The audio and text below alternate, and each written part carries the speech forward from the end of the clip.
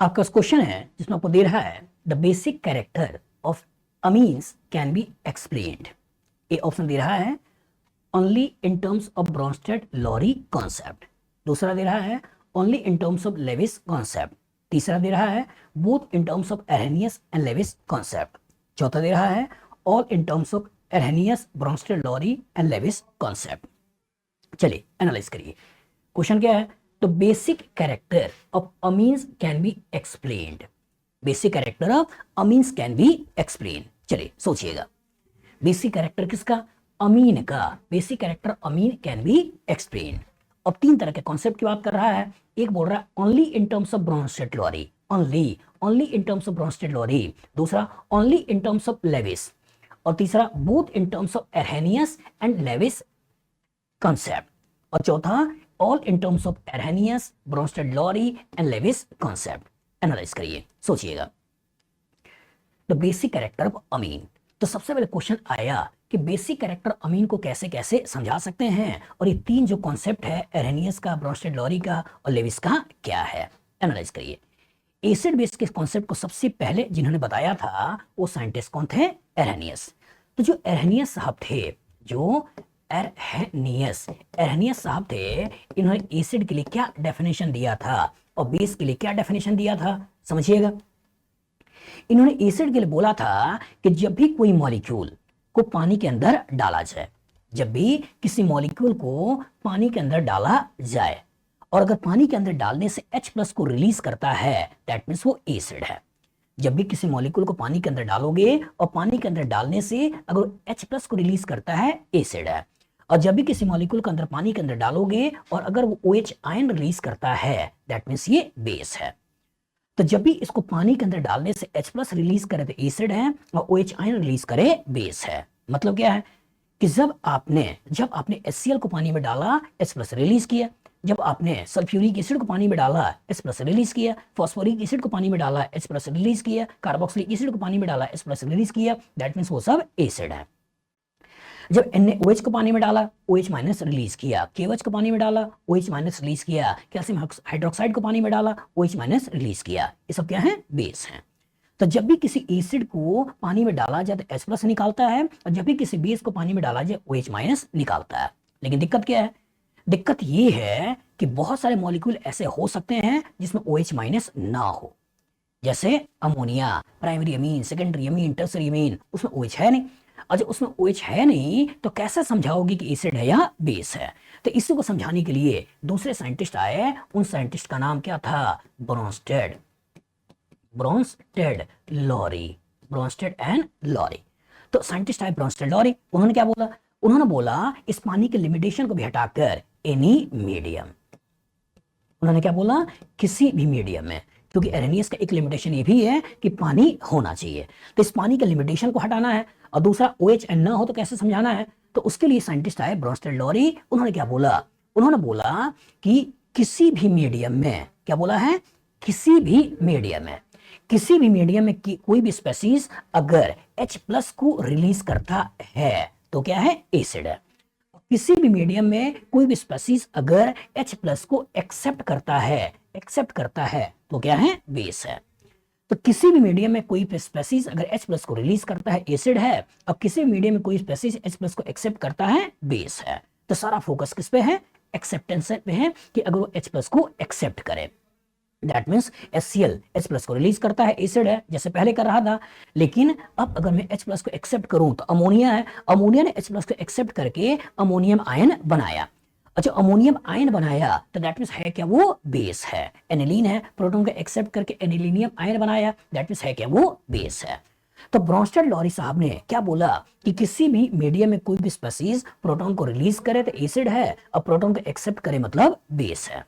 अब कहानी में तीसरा टेस्ट कि बहुत सारे मॉलिक्यूल हैं जहां प्रोटॉन भी नहीं था, और जब प्रोटॉन भी नहीं था तो उसे कैसे समझाया जाए? तो उसे समझाने के लिए साइंटिस्ट आए। उनका नाम था लेविस।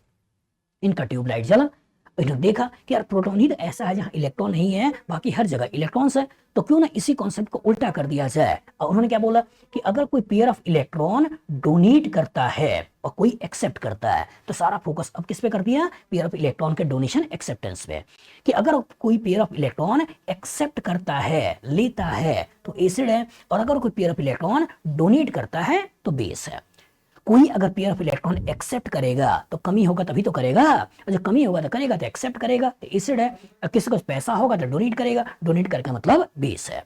तो इन्होंने अपना फोकस इलेक्ट्रॉन पे किया, क्योंकि पेयर ऑफ इलेक्ट्रॉन एक्सेप्ट करे एसिड और कोई पेयर ऑफ इलेक्ट्रॉन डोनेट करे बेस। ये कॉन्सेप्ट है।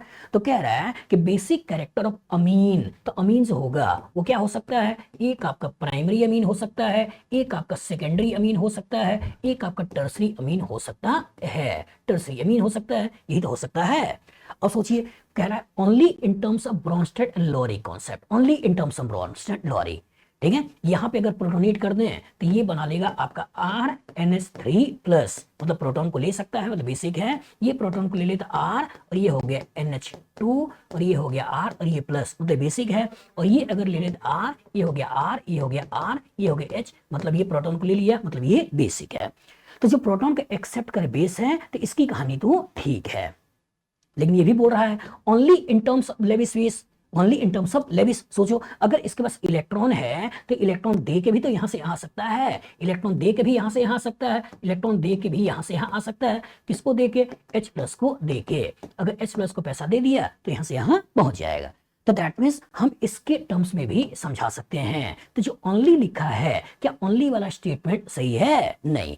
हम इसको ब्रोंस्टेड लोरी से भी समझा सकते हैं, हम इसको लेविस के द्वारा भी समझा सकते हैं। तीसरा बोल रहा है both in terms of Arrhenius and Lewis concept.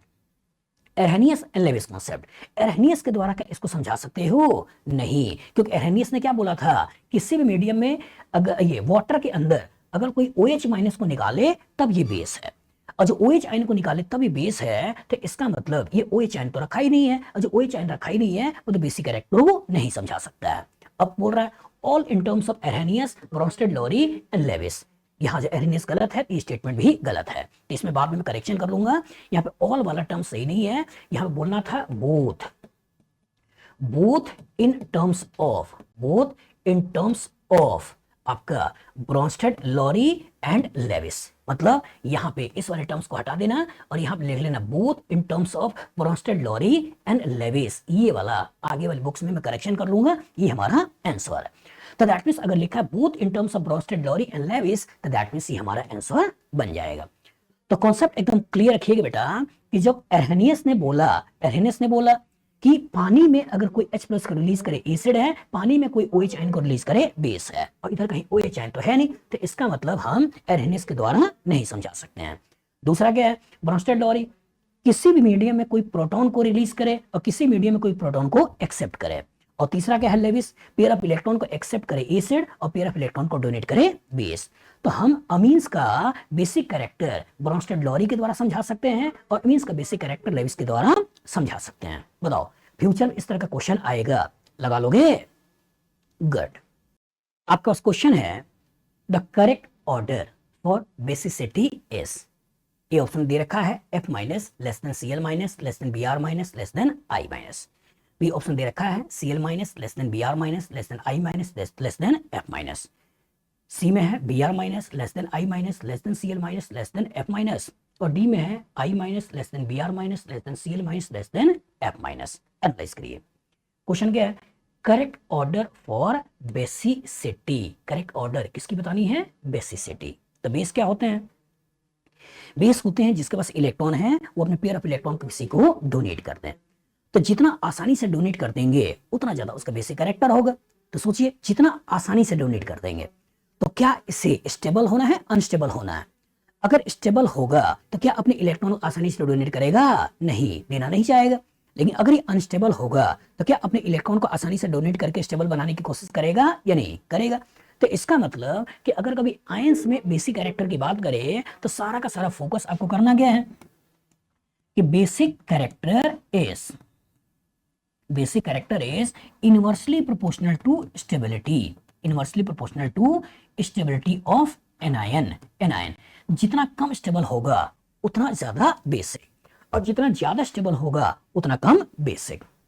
तो यहाँ क्वेश्चन सारे के सारे हैलाइड में हैं, और सारे के सारे हैलाइड में हैं, और यहाँ पे F माइनस, यहाँ Cl माइनस, यहाँ Br माइनस और यहाँ I माइनस। तो चेंज किस में हो रहा है? ये चेंज हो रहा है साइज में, साइज में चेंज हो रहा है। और साइज में चेंज का मतलब हमको चार्ज डेंसिटी कम करना है, और ये होता है charge per unit area. Area जितना ज्यादा होगा डेंसिटी उतनी कम होगी, एरिया जितना कम होगा डेंसिटी उतनी ज्यादा होगी, ये तो करना है। तो एरिया जितना ज्यादा होगा डेंसिटी कम होगी, स्टेबिलिटी ज्यादा होगा। तो दैट मींस अगर मैं इसी को स्टेबिलिटी के टर्म्स में सोचूं, स्टेबिलिटी के टर्म्स में सोचूं, तो पहले हो गया I माइनस, फिर हो गया Br माइनस, फिर हो गया Cl माइनस, फिर हो गया F माइनस। ये तो हुआ। लेकिन हमने क्या बोला? बेसिक कैरेक्टर इनवर्सली प्रोपोर्शनल है स्टेबिलिटी के। मतलब अगर मैं अब बेसिक कैरेक्टर के बारे में सोचूं, बेसिक कैरेक्टर के बारे में सोचूं, तो ये क्या हो गया? I F माइनस, फिर Cl माइनस, फिर Br माइनस, फिर आपका I माइनस, ये बनेगा। अब इसी को देख लेना है। यहां बोल रहा है पहले F, फिर Cl, फिर Br, फिर I, और वहां हमको चाहिए, हमको क्या चाहिए? हमको चाहिए F इज लेस देन बोल रहा है, लेकिन F सबसे ज्यादा है, F सबसे ज्यादा। Cl माइनस, यहाँ Br माइनस, ये I minus less than Br minus, less than Cl minus, less than F minus. That means हमारा जो आंसर निकल के आया, क्या निकल गया? ये F का स्टेबिलिटी सबसे कम, दैट मीन्स इसका बेसिक कैरेक्टर सबसे ज्यादा। तो याद रखिएगा बेटा कि जब कोई बेसिक कैरेक्टर का क्वेश्चन पूछा जाए तो आपका मतलब स्टेबिलिटी के इनवर्सली प्रोपोर्शनल। लेकिन कभी आपका कोवेलेंट कैरेक्टर पूछा जाए, कभी कार्बन से बॉन्ड बनाने की टेंडेंसी पूछी जाए, कभी न्यूक्लियोफिलिक कैरेक्टर पूछा जाए, तो याद रखिएगा कि न्यूक्लियोफिलिक कैरेक्टर इस बात पर डिपेंडेंट होता है कि कार्बन से कितना अच्छे से बॉन्ड बनाएगा, और उस केस में यूज करना है फजान रूल। और फजान रूल क्या है कि साइज ऑफ एनायन जितना छोटा होगा उसके अंदर आयनिक कैरेक्टर ज्यादा होगा, हाइड्रोजन से बॉन्ड बनाने की टेंडेंसी ज्यादा होगी, और साइज ऑफ एनायन जितना बड़ा होगा उसके अंदर कोवेलेंट कैरेक्टर ज्यादा होगा, वो कार्बन से बॉन्ड बनाने की टेंडेंसी ज्यादा होगी। और मतलब ये F माइनस अच्छा बेस है, लेकिन I माइनस एक अच्छा न्यूक्लियोफाइल है। अच्छी तरह दिमाग बिठा लीजिएगा, I माइनस अच्छा न्यूक्लियोफाइल, लेकिन F माइनस एक अच्छा बेस। बोलो फ्यूचर इस तरह का क्वेश्चन आएगा, लगा लोगे? गुड। आपको क्वेश्चन है the correct basic strength order of the following anion is. एक दे रखा है CH3 CH2 minus, NH2 minus, double bond के ऊपर निगेटिव, ट्रिपल बॉन्ड के ऊपर निगेटिव, OH के ऊपर निगेटिव, F के ऊपर निगेटिव। अब इसी को इधर उधर करके क्वेश्चन बना रखा है। सोचिए करेक्ट बेसिक स्ट्रेंथ या correct basic order of the following anion is. तो किसका बेसिक कैरेक्टर ज्यादा है, किसका बेसिक कैरेक्टर कम है, हम कैसे देखते हैं? हम देखते हैं स्टेबिलिटी के साथ। तो दैट मीन्स बेसिक कैरेक्टर या basic strength is inversely proportional to stability, inversely proportional to stability of anion. Anion जितना कम स्टेबल होगा उसका बेसिक कैरेक्टर उतना ज्यादा होगा, और एनायन जितना ज्यादा स्टेबल होगा उसका बेसिक कैरेक्टर कम होगा।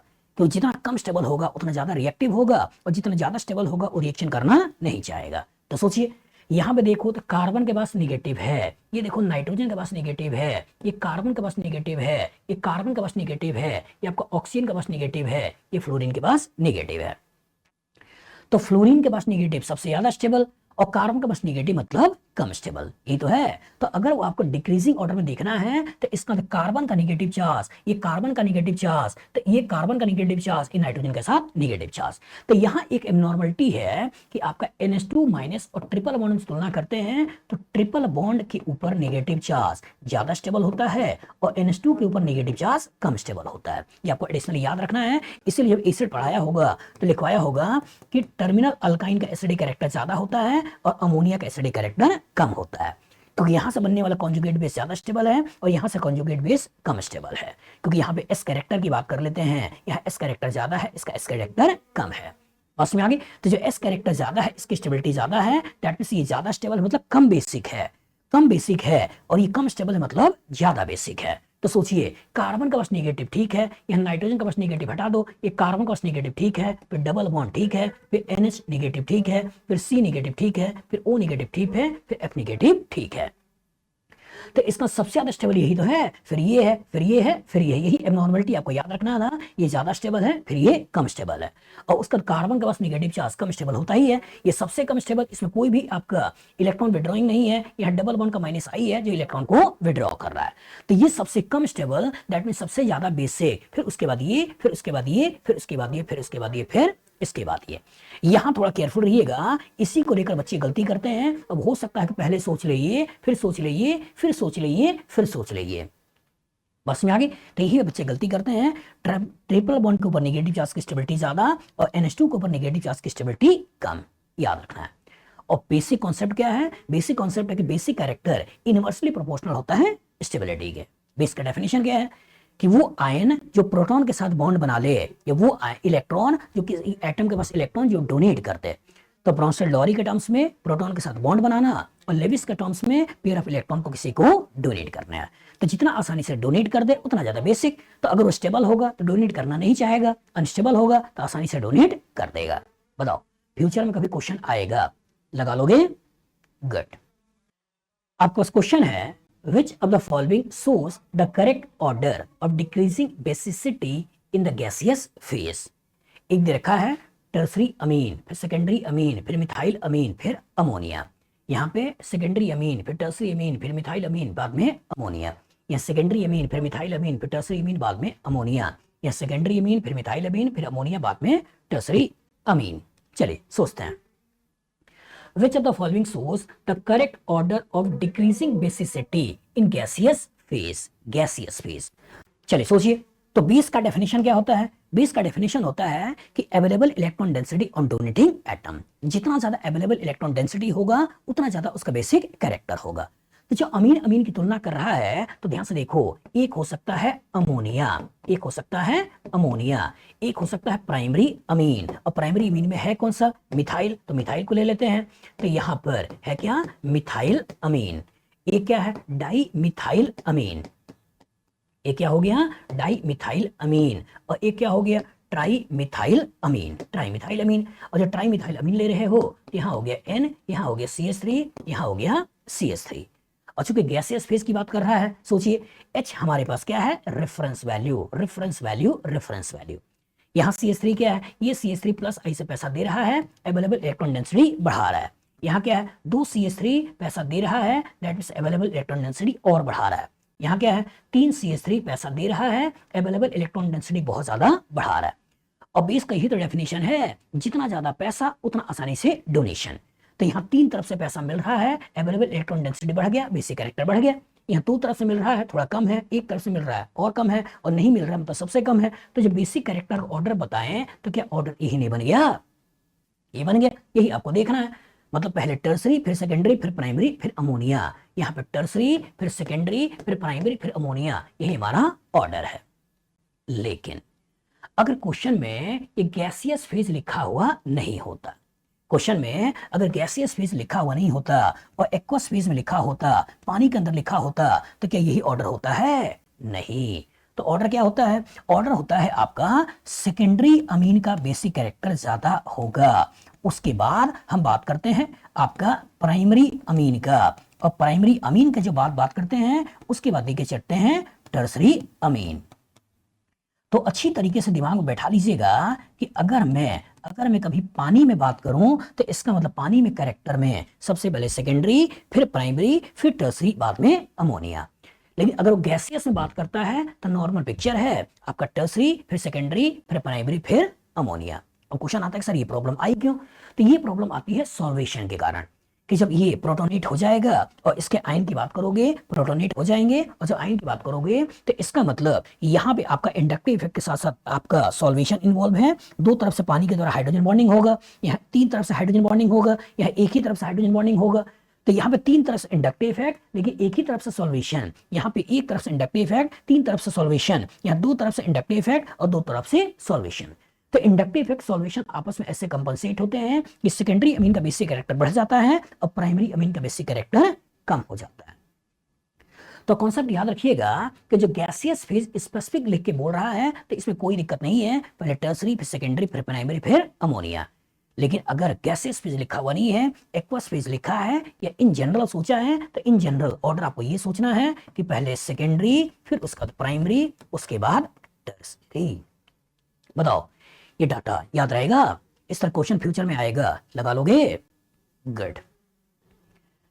आपका क्वेश्चन है जिसमें वो दे रहा है find the order of basic strength if R is methyl. Methyl को लेकर चलना है।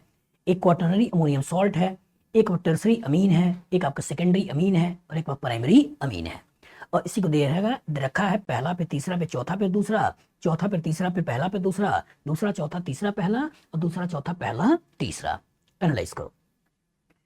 Order of basic strength, order basic strength और आर की वैल्यू क्या लेके चलना है? मिथाइल। मतलब इसकी बात कर रहा है कि ये CH3 है, ये N है, यहाँ CH3 है, यहाँ CH3 है, यहाँ CH3 है, ये आपका प्लस है और ये आपका OH माइनस है। इसकी बात कर रहा है। टर्सरी का मतलब क्या है? यहाँ आपका CH3 है, ये आपका N है, ये आपका CH3 है, ये आपका CH3 है। अगर सेकेंडरी की बात करें तो ये आपका CH3 है, ये आपका N है, ये आपका CH3 है और ये आपका H है। और जब प्राइमरी की बात करें तो ये आपका CH3 है और ये आपका NH2 है। इनकी बात हो रही है। सोचिए बेसिक कैरेक्टर क्या है? कि बेसिक कैरेक्टर ये है कि अपने पैसे को किसी को डोनेट करना है। तो यहाँ पे 3 देखो, ये 3 न्यूट्रल है, लेकिन इसको देखो तो ये आपका कैसा है? चार्ज्ड है, OH माइनस। तो OH माइनस चार्ज है, ये अपने पैसे को बड़े आराम से किसी को डोनेट कर देगा, इस प्लस को डोनेट कर देगा और बड़े आराम से वाटर बना लेगा। तो जब कभी हाइड्रोक्साइड की तुलना अमीन से करते हैं तो हाइड्रोक्साइड का बेसिक कैरेक्टर ज्यादा होता है, अमीन का बेसिक कैरेक्टर कम होता है। तो दैट मीन्स पहले का बेसिक कैरेक्टर ज्यादा हो गया, इसमें तो कोई दिक्कत नहीं है। तो पहला ज्यादा है, यहाँ चौथा है, यहाँ दूसरा है, यहाँ दूसरा है, तो यही हमारा क्या है? आंसर है। लेकिन थोड़ा इसमें भी कॉन्सेप्ट बनाओ, इसमें भी कॉन्सेप्ट बनाओ। तो ये आपका टर्सरी है, ये आपका सेकेंडरी है, ये आपका प्राइमरी है। सोचिए कुछ भी मेंशन नहीं है, मीडिया मेंशन नहीं है, और जो मीडिया मेंशन नहीं है तो इसका मान के चलना है एक्वस फेज में बात हो रही है। और जो एक्वस फेज में बात हो रही है तो ये आपका टर्सरी अमीन है, ये आपका सेकेंडरी अमीन है और ये आपका प्राइमरी अमीन है। कौन सा होता है? तो जब मिथाइल को लेकर स्पेसिफिक लेकर चल रहे हो तो हमने आपको बताया होगा पहले सेकेंडरी, फिर उसका बाद प्राइमरी, फिर उसके बाद टर्सरी। तो यही तो सेकेंडरी है और यही सेकेंडरी है, तो ये आपका थर्ड वाला है, थर्ड लेके चल रहे हो। उसके बाद कौन सा है? प्राइमरी। तो प्राइमरी कौन सा है? फोर्थ वाला है, तो इसी फोर्थ वाले को चल रहे हो। और उसके बाद कौन सा है? टर्सरी। तो टर्सरी जो है, ये टर्सरी जो आपका सेकेंड वाला है, इसी को लेकर चल रहे हो। ये तो बना। ध्यान रखिएगा, अगर वो कुछ भी लिखा हुआ नहीं है मतलब क्या है? Aqueous phase. लेकिन अगर स्पेसिफिक लिख देता गैसियस फेज, स्पेसिफिक अगर लिख देता गैसियस फेज, गैसियस फेज, तो गैसियस फेज में क्या होता है? गैसियस फेज में सबसे पहले होता है टर्सरी, फिर होता है सेकेंडरी, फिर होता है प्राइमरी। यहां कोई एबनॉर्मलिटी नहीं है। प्रॉब्लम पानी के साथ है। अगर पानी के साथ होगा तो ये प्रोटोनेट करेगा, तो इसका तो पानी इसको स्टेबल एक तरफ से हाइड्रोजन बॉन्डिंग से करेगा, यहाँ पानी प्रोटोनेट करने का दो तरफ से हाइड्रोजन बॉन्डिंग से स्टेबल करेगा, यहाँ प्रोटोनेट करने के बाद हाइड्रोजन बॉन्डिंग से 3 तरफ से स्टेबल बनाएगा। तो यहाँ पर कहानी के अंदर एक सॉल्वेशन है, 3 इंडक्टिव इफेक्ट है। यहाँ कहानी में 2 सॉल्वेशन है, 2 इंडक्टिव इफेक्ट है। यहाँ कहानी में 1 इंडक्टिव इफेक्ट, 3 सॉल्वेशन है। तो सॉल्वेशन और इंडक्टिव इफेक्ट ऐसे कंपनसेट होते हैं कि सेकेंडरी अमीन का बेसिक कैरेक्टर बढ़ जाता है और टर्सरी अमीन का बेसिक कैरेक्टर गिर जाता है।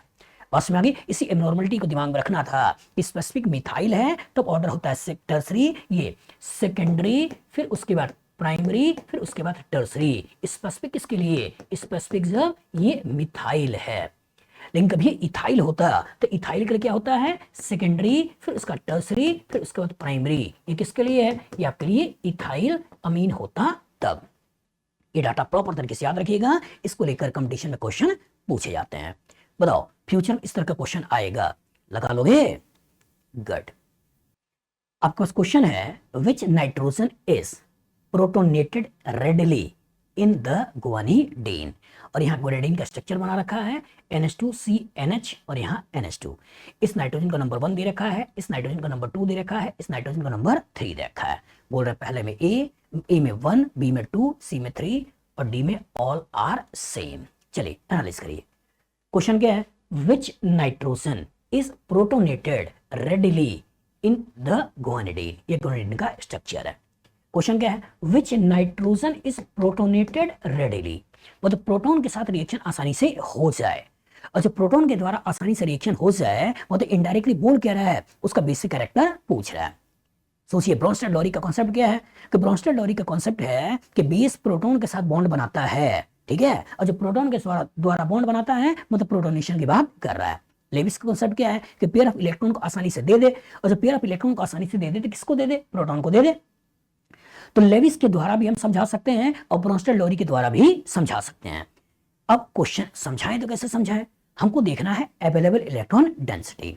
जितना ज्यादा अवेलेबल इलेक्ट्रॉन डेंसिटी होगा मतलब जितना ज्यादा पैसा होगा गरीब को पैसा देने की टेंडेंसी उतनी ज्यादा होगी, और जितना कम पैसा होगा गरीब को देने की टेंडेंसी उतनी कम होगी। तो जरा इसको देखो, तो इस नाइट्रोजन का लोन पेयर को देखो, इस नाइट्रोजन का लोन पेयर को देखो, इस नाइट्रोजन का लोन पेयर को देखो। तो यहाँ पे है क्या, A double bond B C पे लोन पेयर, ये नाइट्रोजन का लोन पेयर रेजोनेंस में है। यहाँ A double bond B C पे लोन पेयर, इस नाइट्रोजन का लोन पेयर भी रेजोनेंस में है। लेकिन यहाँ डबल बॉन्ड का ऊपर लोन पेयर है, ये रेजोनेंस में नहीं है। और सबसे अच्छी बात क्या है, इसका प्लस एम इसी को पैसा दे रहा है, इसका प्लस एम इसी को पैसा दे रहा है, तो यही तो पैसा बढ़ा। और जब यहीं पे पैसा बढ़ा तो इसी के पास अवेलेबल इलेक्ट्रॉन डेंसिटी बढ़ी, दैट मींस इसी का बेसिक कैरेक्टर बढ़ा। तो जो आंसर निकला वो आंसर कौन सा हो गया, फर्स्ट। तो क्वेश्चन एकदम क्लियर होना चाहिए, या कॉन्सेप्चुअल एकदम क्लियर होना चाहिए बेटा कि जितना ज्यादा पैसा होगा उतना ज्यादा उसका बेसिक कैरेक्टर होगा। जनरल ऑर्डर याद है, तो जनरल ऑर्डर के बेसिक कैरेक्टर में हमने सबसे पहले क्या बोला है, गुआनिडीन। गुआनिडीन यह है क्या, NH2CH CNH और यहां हो गया NH2, इसको क्या बोलना है, गुआनिडीन, गुआनिडीन। इसके बाद जो बात होती है वो कौन सी होती है, एमिडीन। इसके बाद कौन सा होगा, एमिडीन, एमिडीन। एमिडीन के बाद कौन सा होता है, एलिफेटिक अमीन। एलिफेटिक अमीन के बाद कौन सा होता है, एरोमेटिक अमीन। एरोमेटिक अमीन के बाद कौन सा होता है, अमाइड। और अमाइड के बाद लास्ट में कौन सा होता था, सल्फोनामाइड। ये तो ऑर्डर है, इस ऑर्डर को प्रॉपर तरीके से याद करिएगा। तो गुआनिडीन का बेसिक कैरेक्टर सबसे ज्यादा क्यों है, क्योंकि इसका भी प्लस एम लगा है, इसका भी प्लस एम लगा है, जो यहाँ अवेलेबल इलेक्ट्रॉन डेंसिटी बहुत ज्यादा बढ़ा रहा है। फिर एमिडीन का क्यों है, क्योंकि इसका आपका प्लस एम लगा है, इसका आपका प्लस आई लगा है, जो यहाँ अवेलेबल इलेक्ट्रॉन डेंसिटी बढ़ा रहा है। फिर उसका एलिफेटिक अमीन का क्यों है, क्योंकि इसका केवल प्लस आई लगा है। फिर एरोमेटिक अमीन का क्यों है, इसका वीक माइनस एम लगा है। फिर अमाइड का क्यों है, इसका स्ट्रॉन्ग माइनस एम लगा है। फिर RSO2 का स्ट्रॉन्गेस्ट माइनस एम लगा है। तो सारा घूम फिर कर यही कॉन्सेप्ट है बेटा कि जितना ज्यादा पैसा होगा उतना ज्यादा उसका बेसिक कैरेक्टर होगा। तो इसी पर्टिकुलर गुआनिडीन को पकड़ लिया है। अब गुआनिडीन को पकड़कर क्वेश्चन पूछ लिया है कि इस NH2 का प्लस एम यहाँ पैसा बढ़ाया, इस NH2 का प्लस एम भी पैसा यहाँ पर बढ़ाया, और जितना ज्यादा पैसा बढ़ गया उतना ज्यादा उसका बेसिक कैरेक्टर हो गया। बताओ ये ऑर्डर प्रॉपर तरीके से याद हो जाएगा। इस तरह का क्वेश्चन को फ्यूचर में आए लगा लोगे तो केवल और केवल एक ही पिक्चर है बेटा कि जितना ज्यादा पैसा उतना ज्यादा उसका बेसिक कैरेक्टर। क्लियर, फ्यूचर में क्वेश्चन आएगा, लग जाएगा, गुड। आपका क्वेश्चन है द स्ट्रॉन्गेस्ट बेस इज, ए में दे रखा है साइक्लोहेक्सेन से NH2 कनेक्टेड है, बी में दे रखा है बेंजीन से NH2 कनेक्टेड है, सी में आपका फिनाइल CH2 NH2 है, और डी में आपका एनिलीन के पैरा पे CH3 लगा है। एनालाइज करो, क्वेश्चन क्या है, स्ट्रॉन्गेस्ट बेस, इनमें से कौन स्ट्रॉन्गेस्ट बेस है। स्ट्रॉन्गेस्ट बेस, जब बेस का क्वेश्चन करना है तो आपको मैंने केवल और केवल एक ही चीज तो बताई है कि available electron density on donating atom. अगर नाइट्रोजन बेसेस हैं तो आपको यही देखना है इलेक्ट्रॉन डोनेटिंग ग्रुप अगर किसी भी तरीके से जुड़े हुए हैं तो इसका मतलब बेसिक कैरेक्टर बढ़ाएंगे। अगर रेफरेंस वैल्यू है तो इसका बेसिक कैरेक्टर कम होगा, और अगर कभी इलेक्ट्रॉन विड्रॉइंग ग्रुप लगे हुए हैं तो दैट मींस इसका बेसिक कैरेक्टर सबसे कम होगा। यही आपको देखना है। सोचिए यहां पर NH2 और यहां अल्काइल का प्लस आई लगा है, यहां NH2 और चूंकि रेजोनेंस में है तो फिनाइल का माइनस एम लगा है, यहां NH2 यहां CH2 लेकिन यहां फिनाइल का माइनस आई लगा है, और यहां सोचो यहां NH2 यहां A डबल बॉन्ड C के पास लोन पेयर, यहां फिनाइल का माइनस एम लगा है। तो सोचिए ये पैसा माइनस एम से खींच रहा है, ये पैसा माइनस एम से खींच रहा है, यहाँ प्लस आई से दे रहा है, यहाँ आपका प्लस आई से दे रहा है लेकिन माइनस आई से खींच भी रहा है। तो कहां सबसे ज्यादा पैसा है, कहां सबसे ज्यादा पैसा है, यही तो है। और जब यही है तो इसी का बेसिक कैरेक्टर सबसे ज्यादा हो गया। कॉन्सेप्ट एकदम क्लियर रहे, जनरल ऑर्डर एकदम रहे, general order of nitrogenous bases clear है कि सबसे पहले जो बात करते हैं वो कौन सा है, ग्वानिडीन। NH2 यहां हो गया C, यहां हो गया NH और ये हो गया NH2। पहले ग्वानिडीन, उसके बाद कौन सा हो गया, उसके बाद हो गया एमिडीन। एमिडीन के बाद कौन सा हो गया, उसके बाद हो गया एलिफेटिक अमीन। एलिफेटिक अमीन के बाद कौन सा हो गया, उसके बाद हो गया एरोमेटिक अमीन। एरोमेटिक अमीन के बाद कौन सा हो गया, इसके बाद अमाइड। और अमाइड के बाद लास्ट में कौन सा सोचना है, आपको सोचना है सल्फोनामाइड। तो नाइट्रोजनस बेसिस के क्वेश्चन आते हैं बेटा, तो इन्हीं से क्वेश्चन आते हैं। सबसे पहले ग्वानिडीन, फिर एमिडीन, फिर एलिफेटिक अमीन, फिर एरोमेटिक अमीन, फिर अमाइड, बाद में सल्फोनामाइड। तो ये जो क्वेश्चन है किसका है, ये क्वेश्चन है एलिफेटिक अमीन, ये क्वेश्चन है एरोमेटिक अमीन, ये क्वेश्चन है एलिफेटिक अमीन, ये क्वेश्चन है एरोमेटिक अमीन। तो एलिफेटिक अमीन का बेसिक कैरेक्टर ज्यादा, एरोमेटिक अमीन का बेसिक कैरेक्टर कम। तो एरोमेटिक अमीन का बेसिक कैरेक्टर कम और एलिफेटिक अमीन का बेसिक कैरेक्टर ज्यादा। इसमें इलेक्ट्रॉन का डोनेशन है, इसमें इलेक्ट्रॉन का विड्रॉल है, इसलिए उसका बेसिक कैरेक्टर बढ़ गया, इसका बेसिक कैरेक्टर कम हो गया। तो मैं बार बार बोल रहा हूं कि जब बेस का क्वेश्चन आए तो केवल केवल आपको फोकस कहां करना है, available electron density on donating atom. जितना ज्यादा अवेलेबल इलेक्ट्रॉन डेंसिटी होगा उतना ज्यादा उसका बेसिक कैरेक्टर होगा। बताओ फ्यूचर में इस तरह का क्वेश्चन आएगा, लगा लोगे? गुड। आपके पास क्वेश्चन है, select the decreasing order of relative basic strength of following species. यहां पर दे रखा है NH2C double bond NH NH2C double bond NH NH2C double bond NH NH2C double bond NH। लेकिन यहां पर pH में रेफरेंस वैल्यू H है, pH में यहां NH2 है, यहां pH में NO2 है और यहां pH में Cl है, और इसी के बेसिस चार ऑप्शन क्रिएट कर रखा है। सोचिएगा, select the decreasing order of relative basic strength, मतलब बेसिक स्ट्रेंथ का क्वेश्चन है और डिक्रीजिंग ऑर्डर बताना है। और जब बेसिक स्ट्रेंथ का क्वेश्चन है तो आपके दिमाग में केवल और केवल एक ही पिक्चर तो आना चाहिए। बेस सुनते ही दिमाग में क्या आना चाहिए, available electron density on donating atom. जितना ज्यादा डोनेटिंग एटम होगा उस मॉलिक्यूल का बेसिक कैरेक्टर उतना ही ज्यादा होगा। जितना ज्यादा होगा इलेक्ट्रॉन आसानी से दे देगा, मतलब बेसिक कैरेक्टर बढ़ गया। एनालाइज करिए, सोचिए, यहां पर इस NH2 के प्लस M से यहां पैसा बढ़ रहा है, ठीक है, लेकिन यहां फिनाइल है, ये डबल बॉन्ड भी C डबल बॉन्ड D, ये भी कहीं कहीं पैसा दे रहा है। मतलब फिनाइल का प्लस M है, NH2 का प्लस M है, NH2 का प्लस M है, फिनाइल का प्लस M है, NH2 का प्लस M है, फिनाइल का प्लस M है, NH2 का प्लस M है, फिनाइल का प्लस M है। लेकिन इस NH2 का क्या रोल है, इस NO2 का क्या रोल है, इस Cl का क्या रोल है? तो मैंने क्या बोला, ऑर्थो पैरा पर सारा इफेक्ट मेटा पे केवल आई। तो ऑर्थो पैरा पे सारा इफेक्ट, पैरा ही तो है, और अगर पैरा ही है तो सारा इफेक्ट देखना है। तो सारा इफेक्ट देखना है तो ये NH2 प्लस M से पैसा देगा। NH2 क्या करेगा, प्लस M से पैसा देगा। कैसे देगा, यहां सोचो, अगर यहां पे बेंजीन ऐसे बना दूं तो A double bond B C के पास लोन पेयर नेगेटिव यहां आएगा, A double bond B C के पास नेगेटिव चार्ज नेगेटिव यहां आएगा, A double bond B C पे नेगेटिव चार्ज यहां पहुंच जाएगा। तो दैट मींस NH2 अपने प्लस M से पैसा दे रहा है। यहां क्या है, NO2 क्या है, माइनस M से पैसा खींच रहा है। यहाँ NO2 के कारण A double bond B C double bond D positive यहाँ आएगा, A डबल बॉन्ड C के ऊपर पॉजिटिव यहाँ आएगा, और जब यहाँ पॉजिटिव आएगा तो दैट मींस माइनस M से पैसा खींच रहा है। तो NO2 का माइनस M लगा है, Cl का minus I only for halogen, मैंने क्या बोला है, ओनली फॉर हेलोजन, उसका माइनस I देखते हैं। तो यहाँ माइनस I लगा है, यहाँ माइनस M लगा है, यहाँ प्लस M लगा है, और ये H है, ये H है क्या, ये आपका रेफरेंस वैल्यू है, जो नहीं पैसा दे रहा है और नहीं पैसा खींच रहा है।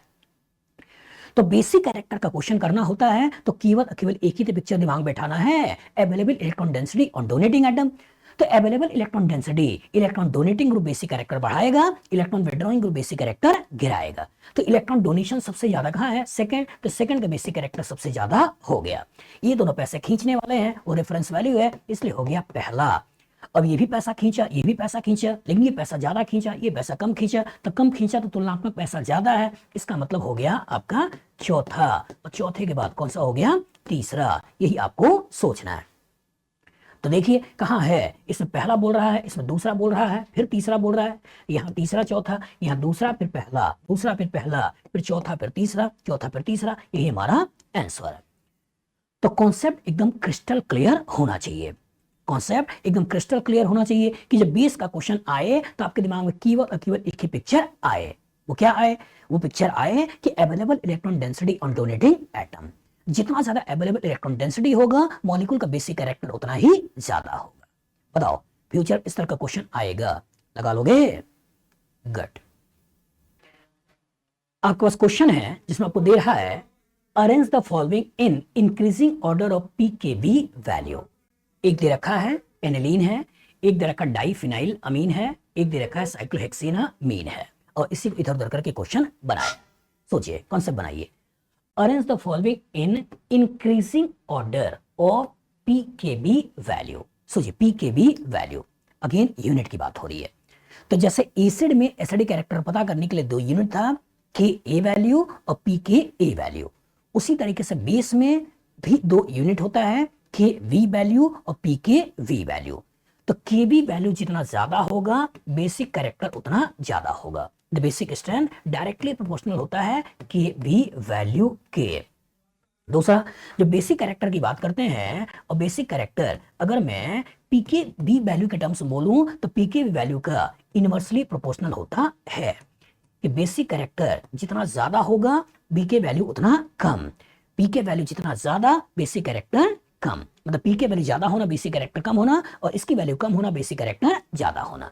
मतलब पी के वी के इनवर्सली प्रोपोर्शनल है और के वी के वो डायरेक्टली प्रोपोर्शनल है। तो अगर कभी क्वेश्चन में पीके के टर्म्स में दे रहा है तो पीके वैल्यू जितना कम दैट मींस बेसिक कैरेक्टर ज्यादा। अब पूछ रहा है इंक्रीजिंग, तो इसका मतलब कम पीके वैल्यू ज्यादा बेसिक, फिर उसके बाद थोड़ा ज्यादा मतलब कम बेसिक, उसका थोड़ा और ज्यादा मतलब और कम बेसिक। मतलब पूछ क्या रहा है? पूछ रहा है डिक्रीजिंग ऑर्डर। पूछ क्या रहा है? डिक्रीजिंग ऑर्डर में बेसिक स्ट्रेंथ, ये तो पूछ रहा है। और जो question decreasing order basic strength का है तो बेसिक स्ट्रेंथ के ऊपर कॉन्सेप्ट मैंने क्या दिया है? केवल और केवल एक ही तो पिक्चर दिमाग बैठाना है, available electron density on donating atom. जितना ज्यादा पैसा होगा उतना आसानी से डोनेट करेगा, जितना कम पैसा होगा उतना डोनेशन की टेंडेंसी भी कम होगी। पकड़िए, सोचिए, यहां पर ए डबल बॉन्ड भी सी के पास लोन पेयर, दैट मींस ये फिनाइल माइनस एम से पैसा खींच रहा है। यहां सोचिए, यहां पे फिनाइल, ये फिनाइल भी माइनस एम से पैसा खींच रहा है, ये फिनाइल भी माइनस एम से पैसा खींच रहा है। इसको सोचिए, यहां पे साइक्लोहेक्साइल बार प्लस आई से पैसा दे रहा है। तो सबसे ज्यादा पैसा इन तीनों नाइट्रोजन में कहां है? तीनों नाइट्रोजन में सबसे ज्यादा पैसा कहां है? थर्ड में है। तो थर्ड का बेसिक कैरेक्टर सबसे ज्यादा है, और जो थर्ड का बेसिक कैरेक्टर ज्यादा है, यहाँ उसके बाद एक फिनाइल का माइनस एम, यहाँ 2 फिनाइल का माइनस एम, तो तुलनात्मक पैसा यहाँ ज्यादा, तुलनात्मक पैसा यहाँ कम। तो थर्ड के बाद किसका होगा? फर्स्ट, और फर्स्ट के बाद किसका होगा? सेकेंड। ये ऑर्डर किसका हो गया? ये ऑर्डर आपका बेसिक स्ट्रेंथ का, बेसिक स्ट्रेंथ का हो गया। और बेसिक स्ट्रेंथ जितना ज्यादा, बेसिक स्ट्रेंथ जितना ज्यादा, पी के वैल्यू उतना कम, तो कम इंक्रीजिंग ऑर्डर में चलना है। तो यही आपको सोचना है। मतलब सबसे पहले किसको सोचना है? थर्ड का बेसिक कैरेक्टर सबसे ज्यादा है, मतलब पी के वैल्यू सबसे कम है, तो पहले कम है, कम थोड़ा ज्यादा करो, तो थोड़ा ज्यादा करो, इसका मतलब थर्ड की बात किसकी बात करोगे? थर्ड की बात करोगे फर्स्ट की, और फर्स्ट की बात किसकी करोगे? ये करोगे सेकंड की। यही तो है, यही आपको मिला लेना है। यहाँ दूसरा पहला है या तीसरा पहला है दूसरा है, यही हमारा आंसर है। यहाँ तीसरा फिर दूसरा फिर पहला, या दूसरा तीसरा फिर पहला। तो बेसिक कैरेक्टर ज्यादा, बेसिक कैरेक्टर ज्यादा मतलब के ए वैल्यू ज्यादा और पी के वैल्यू कम, तो पी के वैल्यू कम और यहाँ पी के वैल्यू सबसे ज्यादा, ये तो आंसर निकला। तो कंफ्यूज नहीं होना है, एसिड के लिए के ए वैल्यू और पी के वैल्यू, और बेस के लिए के बी वैल्यू और पी के बी वैल्यू। बताओ, फ्यूचर इस तरह का क्वेश्चन आएगा, लगा लोगे? गुड। आपके पास क्वेश्चन है select the basic strength order of the following molecule. आपको दे रखा है एनिलीन के ऑर्थो पे CCl3 है, एनिलीन के मेटा पे CCl3 है, एनिलीन के पैरा पे CCl3 है, और यहाँ पर एनिलीन है। और इसी के इधर उधर करके पूछा है, पहले एनिलीन फिर पैरा फिर मेटा फिर ऑर्थो, यहाँ एनिलीन फिर मेटा पैरा फिर ऑर्थो, फिर यहाँ पैरा फिर ऑर्थो फिर एनिलीन फिर मेटा, और यहाँ पैरा फिर ऑर्थो फिर मेटा फिर एनिलीन।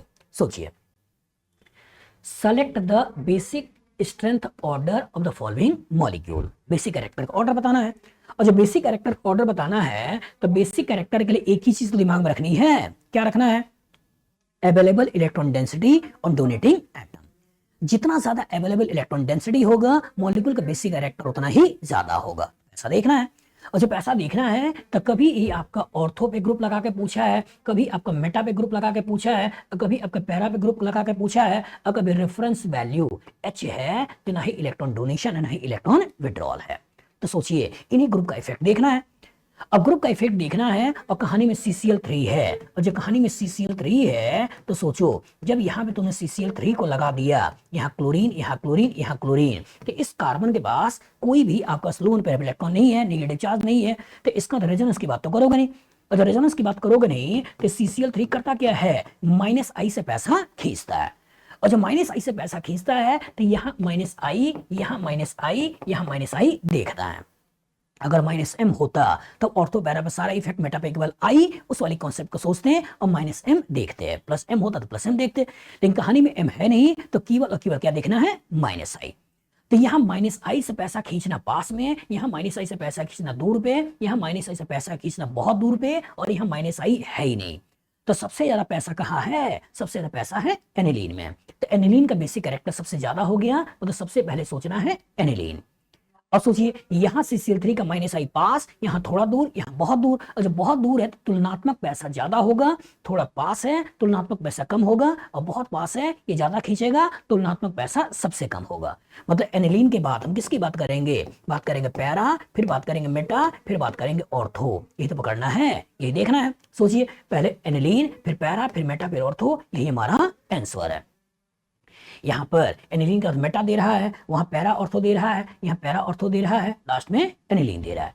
तो कॉन्सेप्ट एकदम क्लियर हो बेटा कि बेस का क्वेश्चन केवल और केवल एक ही तरीके से लगाना है, जितना ज्यादा पैसा उतना ज्यादा बेसिक कैरेक्टर, याद रहेगा। और ध्यान रखिएगा कि CCl3 आपका -M शो नहीं करता है, CCl3 -I शो करता है, और -I डिस्टेंस के ऊपर डिपेंडेंट होता है। तो यहाँ -I पास में है, यहाँ -I थोड़ा दूर है, यहाँ -I बहुत दूर है, बहुत दूर है, इसलिए इसने पैसा कम खींचा। अवेलेबल इलेक्ट्रॉन डेंसिटी ज्यादा है, यहाँ पे थोड़ा कम है, और यहाँ पर बहुत कम है।